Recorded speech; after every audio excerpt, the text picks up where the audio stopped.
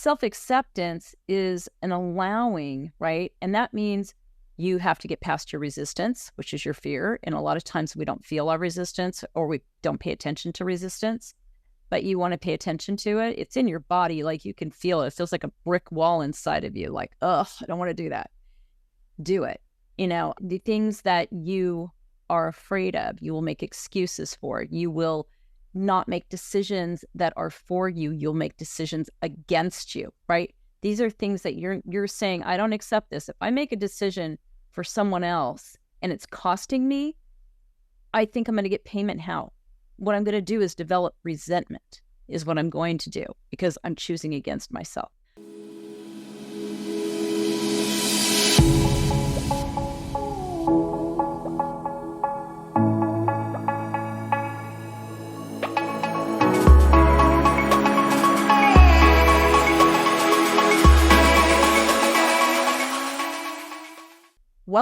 Welcome back to the Bombshell Business Podcast. I'm your host, Amber Hurdle, and I think today is going to be one of those episodes that really cuts to the core of what a bombshell truly is. And I redefined that term many, many moons ago to mean bold, brave, unwaveringly confident woman in business. And that's not to say that we don't fall down, we don't skin our knees. It's that we get back up, we bandage it, and we keep on trucking. But on the journey to get there, or sometimes we have bombshell inside of us, but maybe there's so many external voices that have created internal voices that keep us from where we want to go. And so today's guest is actually going to help us unpack that and understand what we need to do to overcome self-doubt. So let me tell you about my new friend, Tracy. Tracy Crossley innovates in a crowded marketplace of coaches, counselors, and mentors. She has perfected a method for real change, no matter what circumstances are occurring in the life of an individual, personally or in business. With her background in business, marketing, psychology, ontological coaching, we're going to have to talk about that, emotional intelligence, I could have butchered that, and intuitive abilities, Tracy is a game changer for women leaders looking to reinvent how they live and lead from the inside out. She's been known to say she can build the perfect leader for the present and the future. That's a pretty beefy bio, Tracy. Welcome to the show. Thank you. I know. It's like sometimes you get lost in your own words listening to it, but yeah. No, but it's good. That clearly states the problems that you solve. It helps us understand what you're about, and it does it in a very concise way. It's just a lot packed in there. In the house. So love it. So let's dive right in. What made you become so focused on helping women leaders with their self-doubt? Being a female leader myself, of course, is part of it. And I know a lot of female leaders, and it came from my work and personally, basically. It was personally, I belonged to like a small mastermind of other female leaders, and I'd listen to a lot of the issues that they would come across. And then, working with female leaders, they would come to me as individuals, and then it was what impacted them across the board in their life, the kind of problems they would have both personally and professionally. And, a lot of it came back to self-doubt, because there's this idea, not that we have to be men, but a lot of us are pretty masculine when it comes to, right, what we do. I mean, I can't tell you how many times I was told, when I was in corporate years ago, that I'd be a great guy, Yeah. And I think it's really interesting, because what that does is it doesn't really allow you to be who you fully are. And I think that with that, you miss out on who am I really?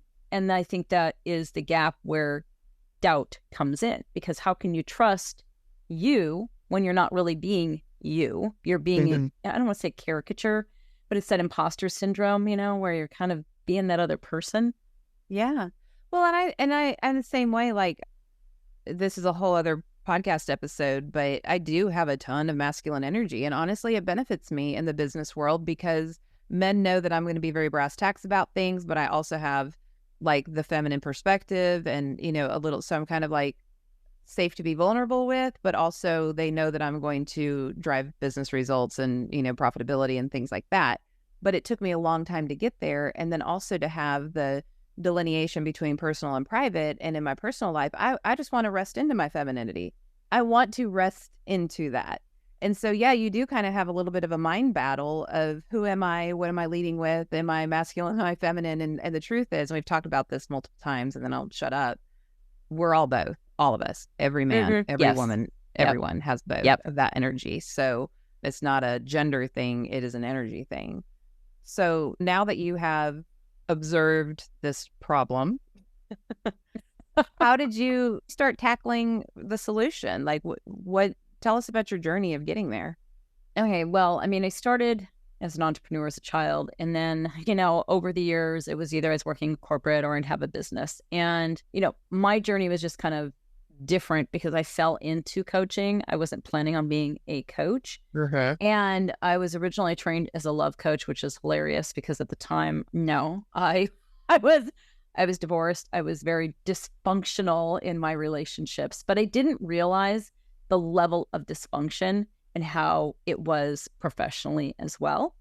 Because I also, when I started my business, I still had to have something to support it. It wasn't like I just walked into coaching and made money. In fact, that was one of the reasons why I thought, why am I going to be a coach? How am I going to make money? But, you know, this is in 2008. And tough year. Yes, it was. And but anyways, so it was a multitude of things. I came across something called attachment theory. So I didn't realize how much that played into the personal and professional of, you know, everybody, whether you're male or female. The reason I chose female is I feel that a lot of times women in the media are portrayed more with a victim mentality, like let's help her to, you know, not be this victim, or let's throw, you know, things at her. Like women are treated differently. Rapunzel, let down your hair. Let somebody rescue you from the perils of the tower that you've been trapped in. Yes, exactly. I agree. So I'm sorry, I got excited and touched my phone and the video went off. Oh my God. Oh my God. If you guys heard anything, yes, my thumb went boop. Anyway, yeah. So what ended up happening for me was through a series of events, whether, you know, again, it was personal and professional, I really dug into attachment theory. And when I started working with people, I realized how many people had insecure attachment, which also is the foundation for imposter syndrome. Because when you're a kid, you're conditioned by your environment, right? You're a little sponge trying to soak things up, trying to get an idea of who you are in the world, you know, and what's going on with you in terms of how are people perceiving you, right? And you kind of get an identity from that. And unfortunately, like, oh, you know, you're loud. You should not be loud. Oh, you know, you're, let's say, very creative and you're coloring the walls. I mean, you're doing things right and you're being told, oh, no, don't do that. Or that's wrong. Or maybe it's, you know, where you have a family that's more abusive, or maybe you don't get paid attention to, or you only get attention when you do things that are perfect.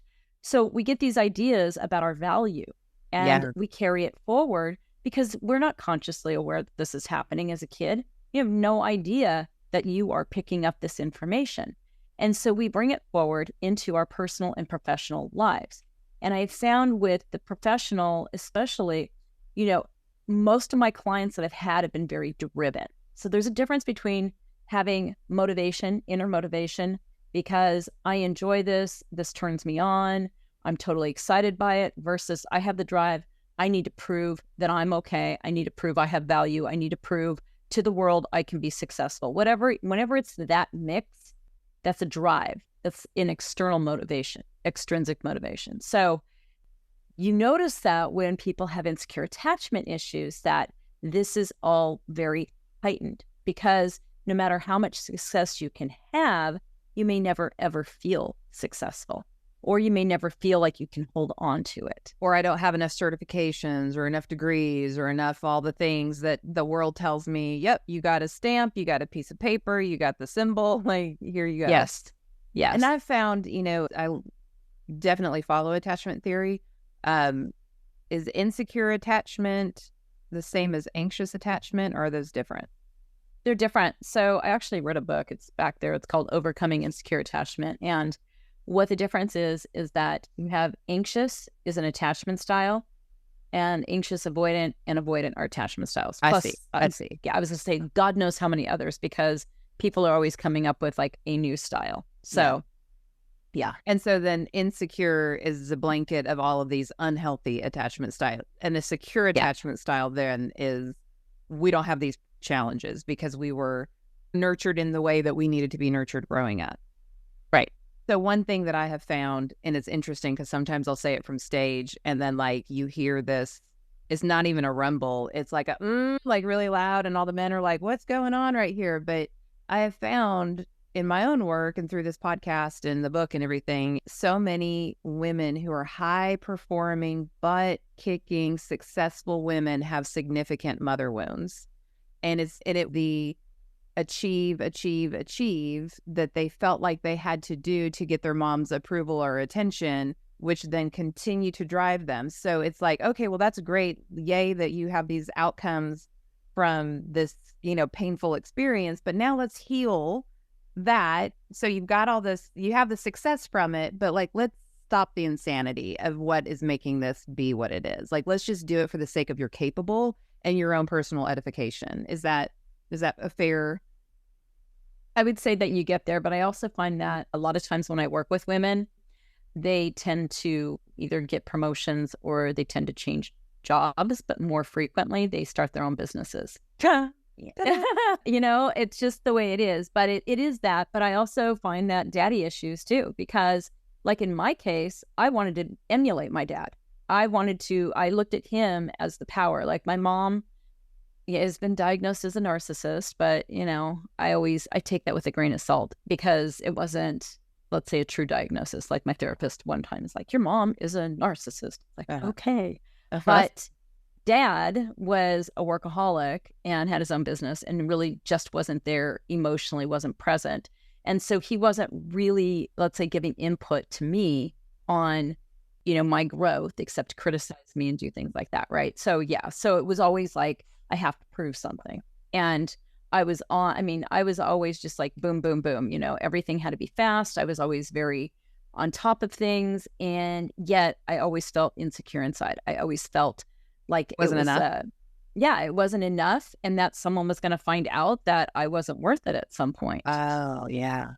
Uh-huh. Yeah. And too, like, I mean, I have ADD and everyone, I'm very careful to not use everyone all the time, like, but everyone. Yeah. Thought that I was so smart. And in my mind, because I knew the struggle that I had to have to go home and reteach myself what was taught in the classroom so I can still get my A, because I'm getting my A, even if it means I got to stay up till 1 o'clock in the morning. But there wasn't language around that in the 80s. Yes. So like I had imposter syndrome as a child. Like somebody's going to find out that I'm actually stupid. So I got to just keep on achieving. And then everybody will continue to believe that I'm as smart as they think that I believe, because then that became my identity. And that was a neurodivergent issue. Like that had nothing to do with parent wounds or anything. That was, such a different thing that I had to grow out of and learn more about. So self-doubt, I guess, is what I'm experiencing in this conversation, can come from countless places. It can. Yeah. I mean, it's funny you said that, because I remember when I was in school and they wanted to skip me a grade. And same. I like that plan. Yeah. I'm like, I'm not smart. I'm funny. I want to be funny. I don't want to be, I felt so weird being smart. But one of the things that they would also say at the same time is I didn't live up to my potential. So those kind of things, not just your environment at home, right? But your environment in other places impacts it. But yeah, teachers. But as I say, you have that basis that starts at home, and then everything kind of builds on top of that, right? Because you're going to show up at school being a certain way, as far as introverted or extroverted, or, the things that you decide to do are usually based on what you feel is a limitation or not a limitation. So oftentimes we doubt who we are. Like, you learn to navigate this, right? I'm going to navigate this. And whatever you're good at navigating, you think that's a great part of you, but it may not be even a part of who you really are. It's just some kind of conditioned reflex of, well, this is what I do. This is what I know to do. Like you were saying, how you just kept achieving, right? Because that's what you knew how to do. It's like when we find that thing that we know how to do, we don't usually vary from it because that's where we know we're going to be okay, or people are going to accept us, because we don't accept ourselves because we don't even know how to do that. Yeah. Yeah. So would you say that one of the paths to overcoming self-doubt then is radical acceptance of yourself? I would say that is, but I don't think most people understand what self-acceptance actually is. So self-acceptance is an allowing, right? And that means you have to get past your resistance, which is your fear. And a lot of times we don't feel our resistance, or we don't pay attention to resistance, but you want to pay attention to it. It's in your body. Like, you can feel it. It feels like a brick wall inside of you. Like, ugh, I don't want to do that. Do it. You know, the things that you are afraid of, you will make excuses for. You will not make decisions that are for you. You'll make decisions against you, right? These are things that you're saying, I don't accept this. If I make a decision for someone else and it's costing me, I think I'm going to get payment. How? What I'm going to do is develop resentment, is what I'm going to do, because I'm choosing against myself. I may get angry and blame somebody else for it, right? So you're not, that whole action right there has nothing to do with self-acceptance. And all it does is it makes you doubt what you can have for yourself. If I'm always, jockeying for other people, hoping they're going to give me the validation that I can't give to myself, then I'm going to be in a position to never, ever grow my self-worth. No matter how many accomplishments you have, it never grows your self-worth, by the way. It has nothing to do with your self-worth. Amen, amen, and amen. Yeah. It's interesting, people say like, oh, Amber's just like the most confident person that I know.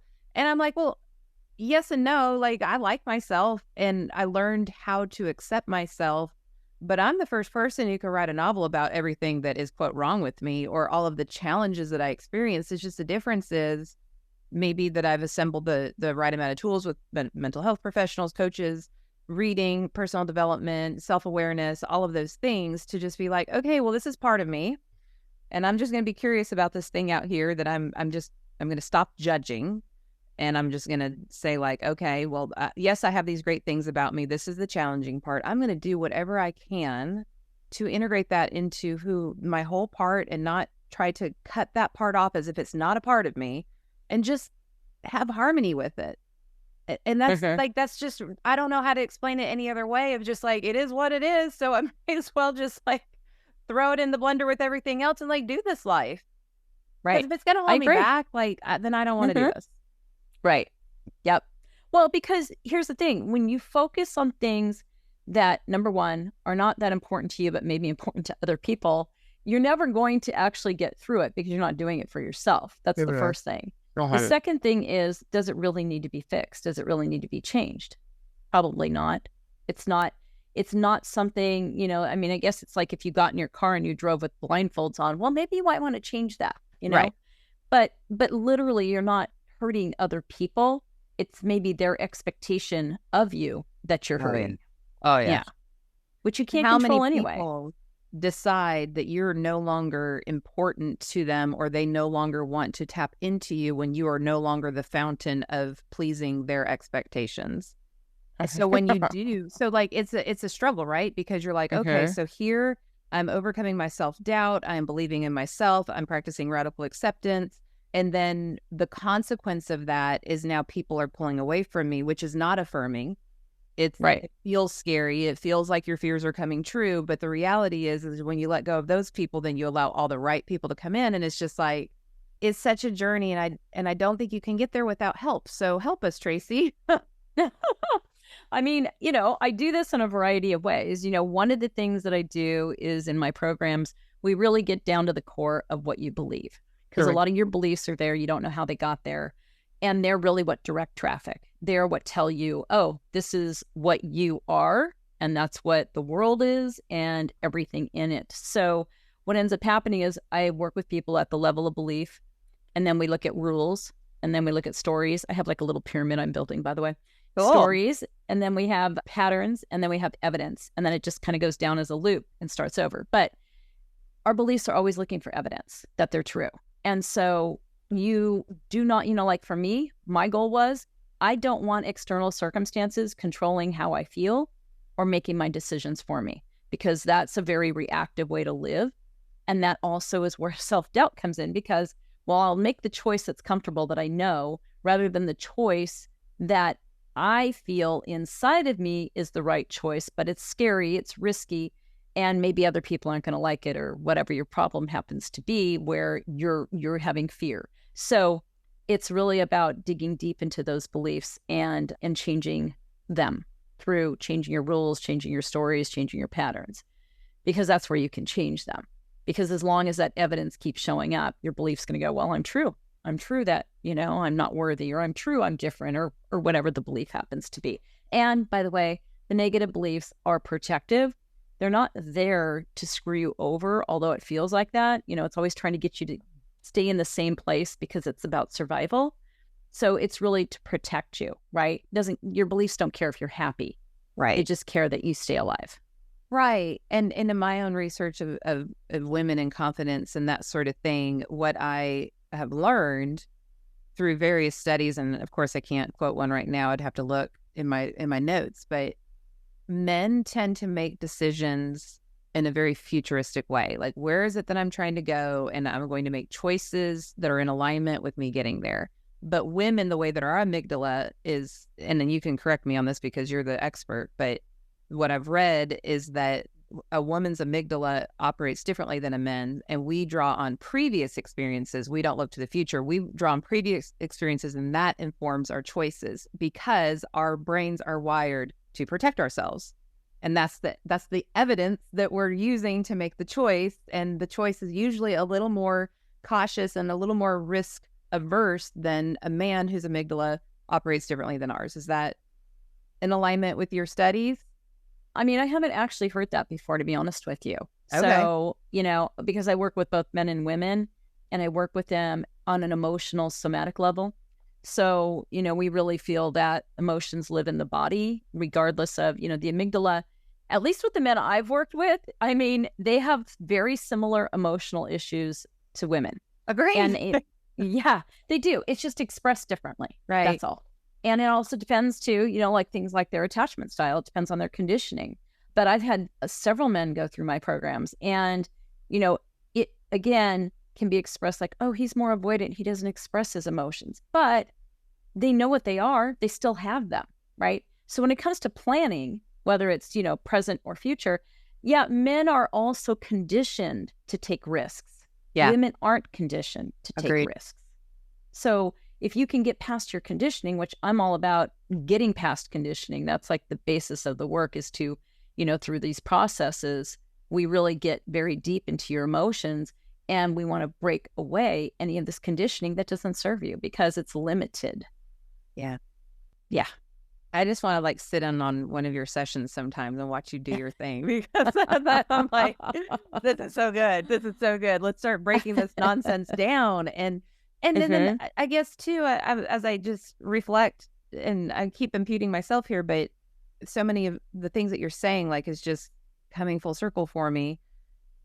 Do we ever really get there? Because there are days where I'm just like, Amber, you have evidence. The one, my go-to all the time is, even when I was going through my divorce, and when the fit hits the shan, anytime I'm just like, you literally had a baby when you were 16 years old. You raised her independently. She's a multiple six-figure entrepreneur now. She's happily married. She's, there's all these good things about her life. And it's like, if you can do that, why are you telling yourself that this is conditional if you can get this done or not? I just have to keep having these conversations with myself when Gertrude, who sits on my shoulder and goes, you can't do it. You've bit off more than you can chew. Or you don't have the right people in place. And all these things that Gertrude tells me, that's my inner nasty girl voice that I've named.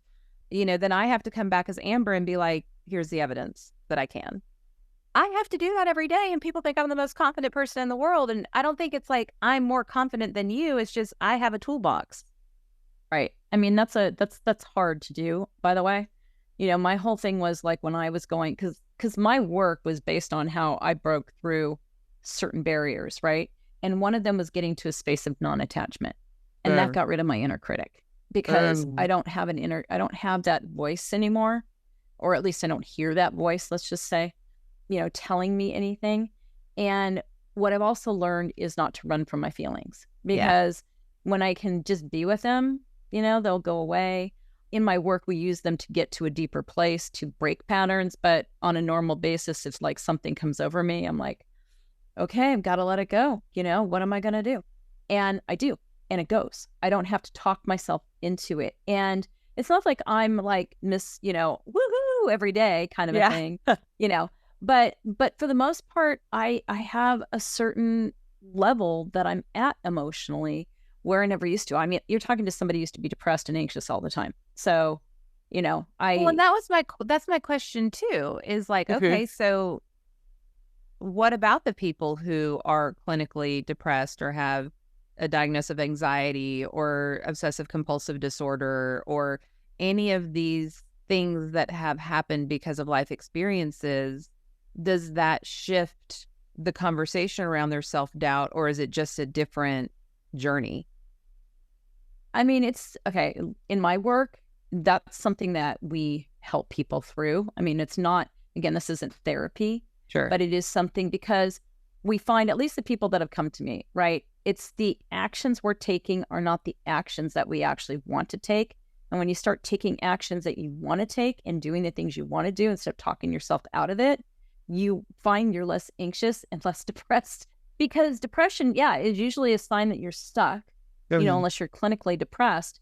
And even then, we've had people get off meds, while they've been in my programs, because a lot of people will come either on anti-anxiety or anti-depression meds. And so what they find is the more true you are to yourself and finding that self too, right? Because a lot of us have buried her deep. We have all sorts of responsibilities, all sorts of expectations, and other things that we've placed on top. And so when you start digging through that and getting to the core of who you are, you relax, you feel more inner peace, you feel a sense of everything's going to be okay. Because you realize you can be, not to get woo-woo here, but you can be in a state of flow. You can be in a state of, everything is going to be okay, and it is okay. I mean, there are things that have happened, over the last few years where, okay, I'm like, whatever. Not that I took things lightly, because what I've been able to do is stay emotionally present. Like, I'll just give you an example. Like my husband started having a heart issue in 2021. We didn't know what it was. Mystery thing, has open heart surgery. That didn't end up working.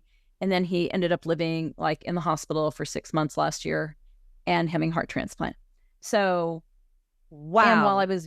And while we were selling our house, and I had to go find us a house to live in and then move us. And having my business. And so all I could do was to be emotionally present and to make sure I was processing my emotions and not just chucking them to the side.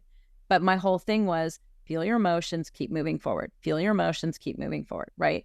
But I was being very real about it. So there were certain days where I'd get pissed off about things, and I just let myself be pissed off. Yeah, it's a real emotion.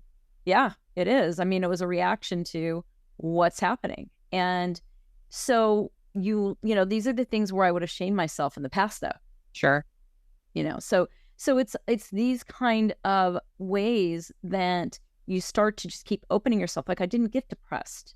I wasn't anxious during this time. It was very challenging and stressful.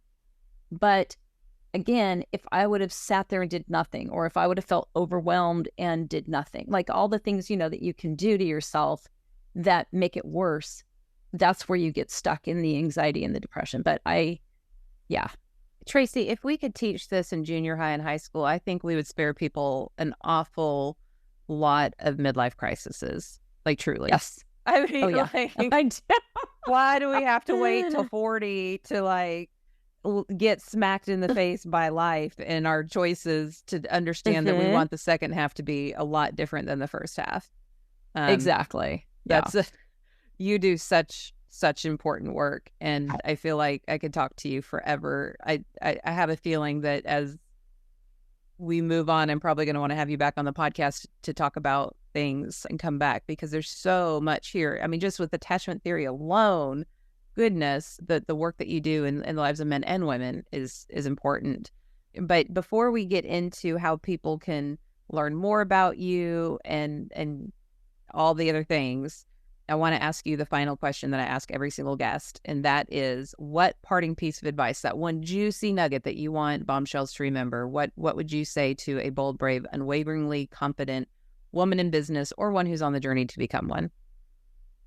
Have awareness about being honest with yourself. In other words, pay attention to the things you think, the things you say. They give you clues to how you talk to yourself. A lot of us lie to ourselves. A lot of us tell ourselves stories.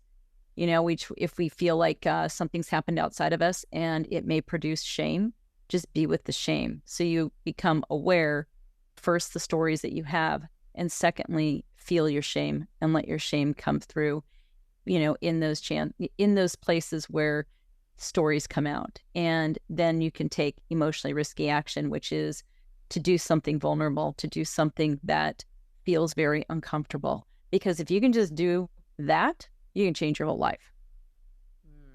That's not a juicy nugget. I don't know what is. So good. Okay.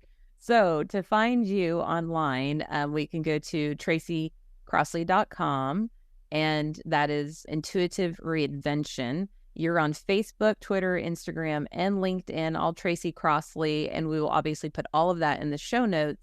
But what I really want people to do is go to business.tracycrossley.com. Again, this will be in the show notes. business.tracycrossley.com, and download Stopping Your Inner Dictator. Can you tell, what are they going to get when they download that? I just love the title. I want it myself. It's just going to give you a roadmap on how to actually shut your inner dictator up, you know, just shut that inner critic up. Yeah. So yeah, it's really, you know, something where you can keep revisiting it. Like no matter how much work you've done on it, you can revisit it because it just gives you a whole other angle. I just look at it for the fact that overcoming that was a huge hurdle because my inner critic would never shut up. It would keep me up at night. So yeah.